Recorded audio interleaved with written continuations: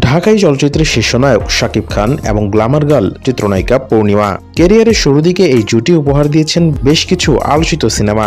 তবে সমসাময়িক সময়ে পর্দায় তাদের একসঙ্গে দেখা না যাওয়ায় অনেক দর্শকই ভুলে গেছেন তাদের কাজের ব্যাপ্তি। সম্প্রতি এক সাক্ষাৎকারে শাকিব খানের সঙ্গে নিজের কাজের সেই সোনালী দিনগুলো স্মৃতিচারণ করলেন পূর্ণিমা। পূর্ণিমা জানান, শাকিব খানের সঙ্গে তার কাজের সংখ্যা নেহাত কম নয়। পূর্ণিমা সাক্ষাৎকারে বলেন, শাকিবের সাথে আমি অনেকগুলো ছবি করেছি, কেউ জানেই না। অনেকে এখনো বলে, আপনি কি শাকিবের সাথে কাজ করেছেন কখনো? অনেকের ধারণা শাকিব খান অনেক পরে এসেছেন, কিন্তু পূর্ণিমা মনে করিয়ে দিলেন তারা প্রায় সমসাময়িক। সাক্ষাৎকারে পূর্ণিমা আরো বলেন, ও ইয়ং, আমিও ইয়ং, মানে আমরা তো একসাথেই এসেছি, আগে পরে হোক যখনই হোক। শাকিব খান সুপারস্টার হওয়ার আগে থেকেই তার সঙ্গে পূর্ণিমার কাজের সম্পর্ক, এমনকি দেশের বাইরে গিয়েও তারা বিজ্ঞাপন চিত্রের শুটিং করেছেন।